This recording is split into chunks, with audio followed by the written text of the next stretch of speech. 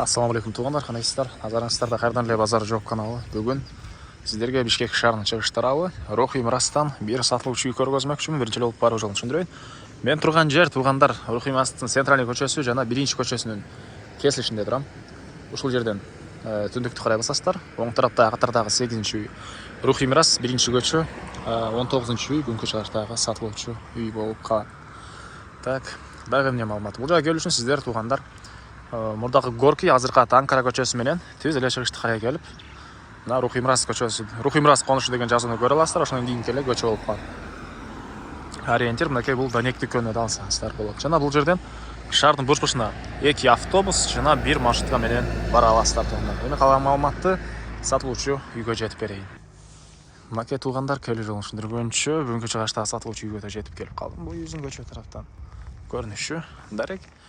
Рухи Мирас биринчи көчө, 19-чу үй болуп калат туугандар. Мынакей жолдор кенен бул жердеги мына центральный көчөсүнөн аралык жакын эле жана мына мындай тоолор, табият көрүнүп, үйдүн мансартынан деле көрүнсө керек, үйдө экинчи этажынан мынакей ушундай жерде жайгашкан. Так, биринчи көчө менен түшүп келе жатып, оң тарапты карай келсеңиздер эле мынакей катардагы 8-чи үй болуп калат туугандар.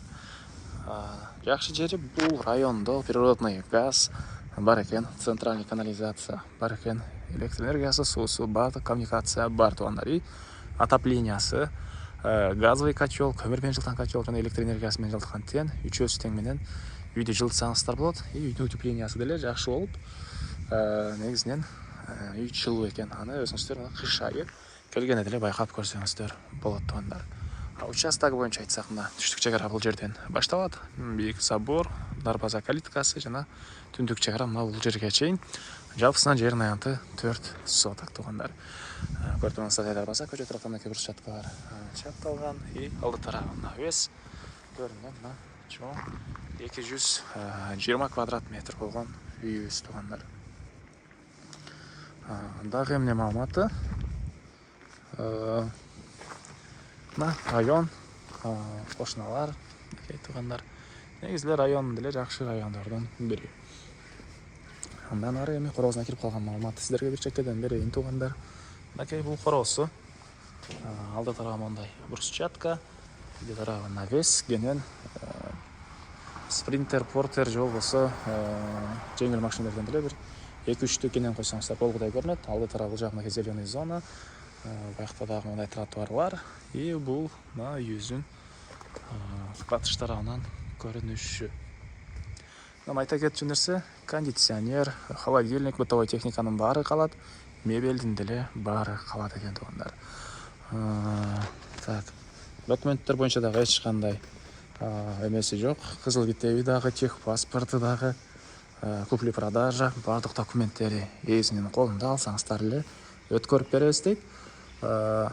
220 квадрат метр болгон үйүбүздүн стенасы кирпич жана тышкыдан утеплить этилген. И тышкы тарабы мынакей көрүп тургансыздар текс туура. И бул тарабында мына катарынан очоканасы, котел жайгашкан бөлмө, ар жакта склад. Бул жакта көмүр менен жылыткан котел жайгашкан. Аларды азыр видеонун жашына беришкен көргөзөм. Түнчү жолу сиздерге үйдүн ички тарабын көргөзөм. Мынакей көрүп тургансыздар тепкичтер.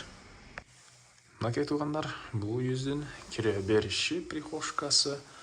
Так, полукафель, долдар көрүп тургансыздар, ремонт, люстра. Батыш тарабынан мындай терезе, темирден болгон решеткалар, отоплениянын батареялары, плюс туугандар кайсы жерден полукафель болсо, ошол жерде теплый пол бар экен туугандар. Так, анда түзүүсү калган бөлмөлөр, бул жерде болсо мынакей ажаткан өзүнчө бөлмөдө жайгашкан, ракайын орнотулуп, суу чыгарылыптыр. Так, андан ары түз кирсек, мында мындай бир бөлмө, холл дейбизби мынакей туугандар. И бул жерден калган бөлмөлөргө жана экинчи этажга чыгып кетип атат экенбиз. Түштүк тарабынан, батыш тарабынан терезелер орнотулган, пластик терезелер, кондиционер. Айта кетчү нерсе, көрүп турган мебелдердин баары, и бытовой техника, могу кондиционер, холодильник, кир жууган машиналардын баары калат туугандар. Андан ары бул жагында мынакей кухнясы, кухонный мебелдер, ракайын орнотуп суу чыгарылган, газовый электрический плита, түндүк тараптан терезе. Мынакей бул кухнянын көрүнүшү. И бул тарабында. Так, мындай бир бөлмө, түндүк тараптан терезе орнотулган, дуалдар обой, полдор ламинат. И этаждын ортосу монолит куюлуп тургандар. Так, бул жакта зал. Мынакей. Бул залыбыздын көрүнүшү. Чыгыш тараптан катарынан терезелер. Мынакей. Отоплениянын батареялары. Бул мебелдер дагы калат экен туугандар. Мынакей. Так, дагы эмне маалымат. Мен силерге экинчи этажды көргөзөйүн. Мынакей. Бул экинчи этажга кеткен тепкичтер, ушундай чагыштырма тепкичтер орнотулган жана бул тарабы чакан кладовкасы да бар экен туугандар. Бул тарабында. Мынакей туугандар, бул үйүбүздүн экинчи этажы. Чыкканда эле ушундай коридор. Бул коридордун калган бөлмөлөргө өтүп кетип атабыз. Оң тараптан силерге бир чекеден маалыматын берейин. Мына бул коридордун ремонту жана бөлмөлөр аралык эшиктер көрүп турсаңыздар, эшиктер орнотулган. И бул тарабында мына бир мондай чоң бөлмө, чыгыш тарабынан терезе, дуалдар обой, вентиляциялар. Анан туугандар, үйдүн стенасы жана айткандай кирпич, сейсмопояс колонналары куюлуп, ошол сапаттуу арматуралардан таштап өзүм үчүн салган үйүм дейт туугандар. Андан ары бул жерде мынакей мондай гардеробу. Ушундай сүрүлүп ачылып алган эшиктер менен гардеробу. Эскерте кетейин, мебелдин баары калат. Андан ары бул жакта спальня бөлмө. Мынакей туугандар, бул жагда эле мондай гардероб, чыгыш тараптан терезе. И бул мебель жаңы экен туугандар. Азыр эч ким колдонбой элек. Жаңы ушундай спальня мебель. Эскерте кетейин, жаңы мебель. Так, дагы эмне маалымат бар? Андан ары калган маалыматты бир чекеден берейин. Мынакей.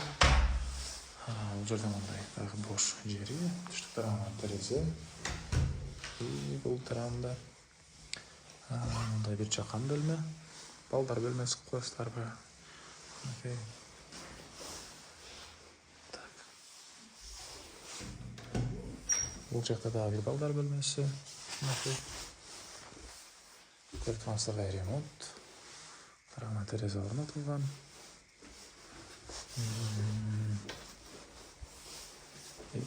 Бул жерде дагы бир чоң бөлмө туугандар. Мынакей. Бул тарабында гардероб же болбосо ушундай ушундай бош жери, калгандай өзүңүздөр максатта иштетсеңиздер болот. Так, жүк жыйнаган, жанагындай төшөк жыйнаган жай болосуздар, иши кылса ушундай бош жери. И бул жерде ванна, душ жайгашкан.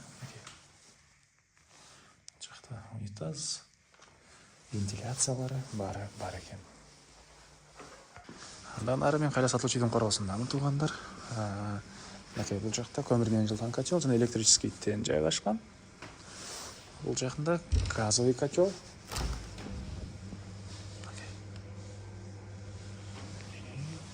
Андан ары бул жагында очоканасы. Вытяжка. Окей. Так, андан ары бул жерде мондай склад туугандар. Так, үйдүн арты тарабында кошуна болгон чек арада 2 метрдей аралык бар экен. Мына кенен аралык үйүбүздүн чыгыш тарабынан көрүнүшү. Дагы эмне маалыматы?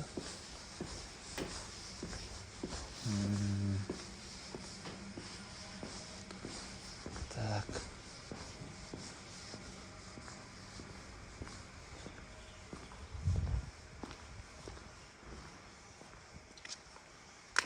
Үйүбүздүн чыгыш тарабы. Түштүк чек арада деле туугандар. Кошуна менен болгон аралыкта ушунча бош жайы бар экен. Басы бул үйдүн $185,000 сурап атыптыр. Анан дагы сүйлөшүү болот. Эсинин номери экранда жана описанияда эсителде жазылып турат. Звонок кылып сүйлөшүп көрүңүздөр туугандар. Сүйлөшүүлөр болот. Анан достор менен, группалар менен бул видеону сиздер бөлүшсөңүздөр, мага бул үй ээсине чоң жардам берген болосуздар. Анда мен сиздер менен коштошом. Кийинки чыгышка чейин саламатта калыңыздар.